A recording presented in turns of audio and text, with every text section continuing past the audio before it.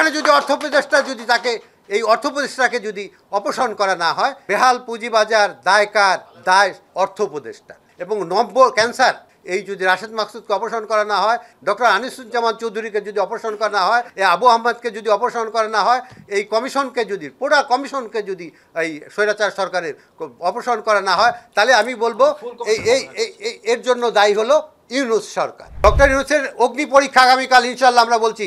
এই তিনজনকে, এই পুঁজিবাজার ধ্বংসকারী, এই ষড়যন্ত্রকারী, এদেরকে যদি অপসারণ করা না হয়, তাহলে কিন্তু আমরা ভাববো যে আপনিও সেই স্বৈরাচারের দোসর, আপনিও সেই শেখ হাসিনার পথে হাঁটছেন। শুধু পুঁজিবাজারকে নিয়ে যমুনাতে দুপুর 12টায় বসছেন, কিভাবে উন্নয়ন করা যায় পুঁজিবাজারের, সেই বিষয়টাকে মাথায় রেখে। কারণ কি, আমরা জুলাই বিপ্লবের পর অথর্ব commission, Rashed Maksud commission, security and exchange কমিশনের তার তাণ্ডব লীলায় যখন আমরা রাস্তায় নেমেছি, সর্বশেষ আমাদের ছিল কাফন মিছিল।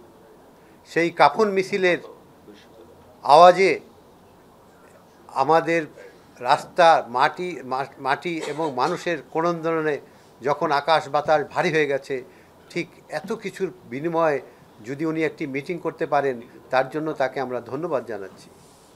কিন্তু অত্যন্ত দুঃখের বিষয়, আমি বলতে চাই, যে স্বৈরাচারের পতন হয়েছে, যে স্বৈরাচার 15 বছর আমাদের পুঁজিবাজারকে বিনাশ করেছে, ব্যাংক লুটের মাধ্যমে, পুঁজিবাজার লুটের মাধ্যমে বিদেশে চলে গেছে, পাড়ি জমিয়েছে তাদের সরকার, তার সাথে আমাদের তুলনা করতে হবে 5ই আগস্টের পর মানুষের আকাঙ্ক্ষিত সেই অভ্যুত্থানের ফসল ডক্টর ইউনূস সরকারকে। অত্যন্ত পরিতাপের বিষয়, আমার অনেক প্রিয়, অনেক কিছু সামান্য স্মৃতি বিজড়িত এই ডক্টর ইউনূস, আমি তাকে শ্রদ্ধা করি, তাকে নিয়ে গর্ব করি। বাংলাদেশ আজকে চিনে ডক্টর ইউনূসের নামে। এত বড় যার অবদান, এই সরকার যে এখন বর্তমানে আছেন, তাদের বুঝতে হবে তারা কিভাবে এসেছেন। তারা এই জনপ্রতিনিধি নন, তারা নির্বাচিত কোনো সরকার নন। মনে রাখতে হবে তাদের দায়িত্ব কি, কীভাবে এসেছেন। আলেকজান্ডার দ্য গ্রেট বলেছিলেন, I came, I saw and I conquered. Doctor ইউনূসও কিন্তু তাই। যেদিন তার যাবার কথা ছিল জেলে হাসিনার ষড়যন্ত্রে, সেই দিন তিনি বসেছেন হাসিনার চেয়ারে। আল্লাহর খেলা আমরা দেখেছি, খুশি হয়েছি, আনন্দিত হয়েছি, বুক আশায় বুক ভরে গেছে যে এইবার বোঝায় পুঁজিবাজারের বিনিয়োগকারীরা তাদের জীবন ফিরে পাবে, তাদের পুঁজি ফিরে পাবে। 3 দিন তার প্রতিফলন দেখেছি আমরা। কিন্তু আশ্চর্য কথা যে এই রাশেদ মাকসুদ স্বৈরাচারের দোসর, আজিজ খানের সেই সামিট গ্রুপের অ্যাডভাইজার, স্ট্যান্ডার্ড ব্যাংকের লুটতরাজকারী স্ট্যান্ডার্ড ব্যাংক কার ছিল সব জানা আছে, আমাদের সব কিছুই জানা আছে। সে যে স্বৈরাচারের দোসর শত শত প্রমাণ আছে, তাকে বসানো হলো এখানে। কে বসালেন তাকে এই চেয়ারে? ডক্টর ইউনূস তো নিজে বসাননি এখানে। তার জন্য দায়ী হলো অর্থ উপদেষ্টা সালেউদ্দিন আহমেদ। আমরা জানি সালেউদ্দিন আহমেদ একমাত্র ব্যক্তি। আমি একটু কথা এখানে বলেই ফেলি যে আজকে আমার ডিবিসি টেলিভিশনে একটা সাক্ষাৎকার আছে 10টায়, রাত 10টায়। সেখানকার বিষয় হলো বেহাল পুঁজিবাজার দায় কার। আমি বলবো বেহাল পুঁজিবাজার দায় কার, দায় অর্থ উপদেষ্টা। এক বাক্যে অর্থ উপদেষ্টা। এখানে যদি অর্থ উপদেষ্টা যদি তাকে এই অর্থ উপদেষ্টাকে যদি অপসারণ করা না হয়, এই সালেউদ্দিন আহমেদকে যদি অপসারণ করা না হয়, এই যদি রাশেদ মাকসুদকে অপসারণ করা না হয়, এবং নব্য ক্যান্সার ডক্টর আনিসুজ্জামান চৌধুরীকে যদি অপসারণ করা না হয়, এই আবু আহমদকে যদি অপসারণ করা না হয়, এই কমিশনকে যদি পুরা কমিশনকে যদি এই স্বৈরাচার সরকারের অপসারণ করা না হয়, তাহলে আমি বলবো এর জন্য দায়ী হলো ইউনূস সরকার। দায়িত্বহীন কণ্ঠে বলবো, কারণ আমার ছেলে যদি রাহাজানি করে, চুরি করে, ডাকাতি করে, সন্ত্রাসী করে, আমি যদি হাজি হয়ে টুপি মাথায় বসে থাকি, আমাকে কি ভালো বলবে মানুষ? আমার দায়িত্ব কি? যদি আজকে আসিয়া যদি দোষিত হয়, তার দায়ও নিতে হবে এই ইউনূস সরকারকে। 33 লাখ বিনিয়োগকারী যদি আজকে নিঃশেষ হয়ে যায়, তাদের লাশ যদি পড়ে যায়, সেই লাশের উপর দিয়ে যদি ডক্টর ইউনূস আপনি হেঁটে যান, তাহলে আপনার বিরুদ্ধে হবে আমাদের অবস্থা। এটা হলো আমার মূল কথা। এখন আসি যে শেখ হাসিনা, উনি যে স্বৈরাচার, উনি যে যা করে গেলেন, আপনি কেন তাই করছেন?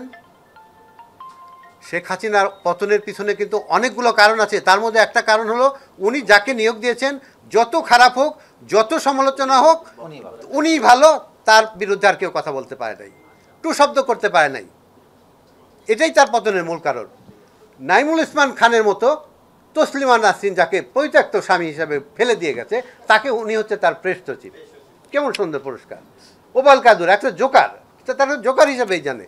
কতবার চেঞ্জ করার কথা মানে মানুষ বলছে। পাবলিক পারসেপশন বুঝতে হবে, জনগণ কি চায়, জনমত কি। জনমতকে যারা তোয়াক্কা করে না, জনমতকে যারা রিড করতে পারে না, তাদের পতন অবশ্যম্ভাবী। আমি দুঃখের সাথে বলতেছি, 33 লাখ বিনিয়োগকারীর বোনের ভাষা, তাদের তাদের তাদের মন মানসিকতা, তাদের ভাষা এই সরকার বুঝতে পারে নাই। 8 মাস গেছে, 8 মাসে তারা বুঝতে পারে নাই। তাহলে 8 মাস এই স্বৈরাচারের দোসররা এই ক্ষমতায় থাকতে পারতো না, এই পুঁজিবাজার লুট করতে পারতো না। এই স্বৈরাচারের সরকার 15 বছর যা লুটপাট করেছে, তার চেয়ে বেশি লুটপাট হয়েছে এই 8 মাসে। 90,000 কোটি টাকা, 90,000 কোটি টাকা লুটপাট হয়েছে। কে চেয়ে চেয়ে দেখছেন আপনারা? আমরা কি আপনাদের মানে তারপরে আমরা বলবো যে না বিপ্লবী সরকার, এই অভ্যুত্থানের সরকার ভালো? নো, কখনোই না। সত্য বলবো, যারা ন্যায়ের পথে না আছে, যারা সত্যের পথে না আছে, যারা মুখে বলবে ভালো কথা আর লুটতরাজ করে দেশ শেষ করবে, তাদের পক্ষে আমরা নাই। তাদের বিরুদ্ধে যেই হোক, যে দল হোক, কারো সঙ্গে আমাদের কোনো আপোষ নাই। 33 লাখ বিনিয়োগকারী লুট করেছে অতীত সরকার, যারাই করেছে, এবং বর্তমান সরকারে যারা সংশ্লিষ্ট, তাদের বিরুদ্ধে আমাদের সংগ্রাম চলবে। আমরা দেখতে চাই আজকে শুধু যাদের বিরুদ্ধে আমাদের অবদান, যাদের বিরুদ্ধে আমাদের আন্দোলন, তাদের নিয়ে হচ্ছে আজকের আগামীকালের মিটিং। কি আশ্চর্যের বিষয়! আমরা তো তাদেরই চাই অপসারণ। তাদের নিয়ে কি মিটিং? স্টেক হোল্ডার বলতে কি বোঝায়? I want to know the definition of stake holder. Stake হোল্ডারের সংজ্ঞা কি? যারা সংশ্লিষ্ট 33 লাখ বিনিয়োগকারী, তারা স্টেক হোল্ডার নাকি ওই রাশেদ মাকসুদ আর হোল্ডার? আমেরিকা চলে গেছে জামাইকে, হ্যাঁ, একটা বইয়ের নাম আছে আনন্দময়ীর আগমনে। এখন দেখতেছি আমরা রাশেদ মাকসুদের আগমনে জামাইয়ের জন্য গেট করা হয়েছে, তাদের যমুনায় তাকে বসিয়ে তার সাথে মিটিং হবে। What is this? এগুলি কি হচ্ছে দেশে? তামাশা, বিনিয়োগকারীদের নিয়ে তামাশা। এই তামাশার আমরা একটাই দেখব, ডক্টর ইউনূসের অগ্নি পরীক্ষা আগামীকাল ইনশাল্লাহ। আমরা বলছি এই 3 জনকে, এই পুঁজিবাজার ধ্বংসকারী, এই ষড়যন্ত্রকারী, এদেরকে যদি অপসারণ করা না হয়, তাহলে কিন্তু আমরা ভাববো যে আপনিও সেই স্বৈরাচারের দোসর, আপনিও সেই শেখ হাসিনার পথে হাঁটছেন। সোজা কথা, এখানে কোনো আপোষ নাই। আর মুখে যারা বলবে যে দেশ সেবা আর গোপনে হবে পকেট সেবা, এই সমস্ত যেই হোক, যে দল হোক, যে মত হোক, তাদের সাথে আমরা নাই। আমাদেরকে প্রমাণ করতে হবে যে বিনিয়োগকারী যে forum, Bangladesh capital market investor association, তারা যা আন্দোলন করছে, তারা লোভ, লালসা, টাকা পয়সা, আত্মসাৎ, কারো হুমকি দামকি, এতে ভয় পায় কিনা? কোনো কিছুতে তাদের আপোষ নেই। কারো দালাল না আমরা। দালাল শব্দটা আজকে আমরা ন্যায্য কথা বলবো, সত্য কথা বলবো। কি আছে আজকে এই দেশের এই পরিণতি কেন? আমরা শুধু পুঁজিবাজার নিয়ে নেই, আমাদের পুঁজিবাজার বাঁচতে হবে, এই দেশকেও বাঁচাতে হবে। দেশে উচ্ছৃঙ্খলা, বিশৃঙ্খলা, দেশের অর্থনীতি ধ্বংস করা, এগুলির জন্য আমাদের অবদান রাখতে হবে। আমরা অরাজনৈতিক প্রতিষ্ঠান। আমি এর আগেও বলেছি যে শহীদ জিয়ার রক্তের উত্তরসূরি যদি তারেক রহমান, তার ভিতরে এখানে কমিটমেন্ট থাকতে হবে যে এই দেশে 33 লাখ বিনিয়োগকারী কী হচ্ছে। আমরা তো অনেকেই, এটা সিনসিয়ারলি স্পিকিং, যে নেক্সট গভর্নমেন্ট, যেহেতু একটা স্বৈরাচারী সরকার পতন হয়েছে, নেক্সট গভর্নমেন্ট সংখ্যাগরিষ্ঠ দল হিসাবে বিএনপির একটা যথেষ্ট সম্ভাবনা আছে। আমরা চাই সুষ্ঠু নির্বাচনের মাধ্যমে, অনেকেই ফেসবুকে আবেদন করেন এই সরকার 5 বছর 10 বছর ইত্যাদি থাক। এই ধরনের আবেগ দিয়ে হবে না। যে দেশ গণতান্ত্রিক দেশ, সেখানে গণতান্ত্রিক পর্যায়ে ফ্রি অ্যান্ড ফেয়ার নির্বাচনের মাধ্যমে আসতে হবে। এটা হলো আমাদের আবেদন। এখানে নির্বাচন হতে হবে। নির্বাচনের নামে করে আমরা 5 বছর 10 বছর প্রলম্বিত করব অনির্বাচিত সরকার, এটা আমাদের কোনো আবেদন না। এটা স্বৈরাচারী সরকারও বলেছে। শেখ হাসিনার ভাষা ছিল না, স্বৈরাচারের ভাষা ছিল না যে অনির্বাচিত সরকার হবে না। তাহলে ডক্টর ইউনূস কি তার চেয়েও বেশি স্বৈরাচার হবেন যে অনির্বাচিত সরকার? কোনো কিছু লোভ লালসার ঊর্ধ্বে যান। আপনার যে সম্মান, এই বাংলাদেশের রাষ্ট্রপতি হলেও আপনার কোনো সে সম্মান তার চেয়ে বেশি হবে না। এই দেশের সরকার প্রধান আছেন, তাও সম্মান না। আপনি হলো গ্লোবাল সেলিব্রিটি, আপনি আন্তর্জাতিকভাবে সম্মানিত। আপনি যদি আজকে চলে যান এখান থেকে, তাহলে আপনার কিচ্ছু আসে যায় না, আপনি তার চেয়ে সম্মানিত চেয়ারে আছেন। তাহলে কেন এটাকে আঁকড়ে রেখে আপনি দেশে একটা অস্থিতির পরিস্থিতি সৃষ্টি করবেন? আপনি স্পষ্টভাবে বলে দেন অমুক তারিখে অমুক মাসে নির্বাচন হবে। পুঁজিবাজারে যারা এই যে এতগুলো লোক নির্যাতিত হচ্ছে, নিষ্পেষিত হচ্ছে, শোষিত হচ্ছে, লুণ্ঠিত হচ্ছে তাদের সম্পদ, তাদেরকে আপনি সরিয়ে দেন একদিনে। কেন? আপনি যদি সত্যিকার অর্থেই দেশপ্রেমের প্রমাণ রাখেন, তাহলে আগামীকাল নির্বাচনে এই কমিশন, এই দুর্নীতিবাজ কমিশন, এই যে মহসিন লালারুকের স্বামীকে এই সামিট গ্রুপের অ্যাডভাইজার, রাশেদ মাকসুদকে এই সামিট গ্রুপের অ্যাডভাইজার ছিল, স্ট্যান্ডার্ড ব্যাংকের লুটতরাজ করে দুর্নীতি দমন কমিশনের যার মামলা হয়েছে তাকে এই ফুল কমিশন দিয়ে তার কী করবে, কী করবে এই চোররা, এই লুটা? আপনারা 22 জনকে অপসারণ করেছেন, তারা যদি নিশ্চয় দোষী হয়ে থাকে, চাকরিচ্যুত করেছেন, অবশ্যই আরও 100 জন করেন, 1000 জন করেন। ডিএসসির চেয়ারম্যান মমিনুল হক কে, হুইসি এই রাশেদ মাকসুদের বন্ধু, অবৈধভাবে তাকে নিয়োগ দেওয়া হয়েছে। যদি তদন্ত করা হয়, সাংবাদিকরা কেন প্রশ্ন করে না? সাংবাদিক ভাইদের উদ্দেশ্যে বলছি, কোনো ভয় নাই, আমরা নির্ভয়ে কথা বলি। কেন? একটা জিনিস পেয়েছি, ডক্টর ইউনূসকে ধন্যবাদ, আপনি বাক স্বাধীনতা ফিরে দিয়েছেন, আপনি সমালোচনা করার অধিকার দিয়েছেন আমাকে।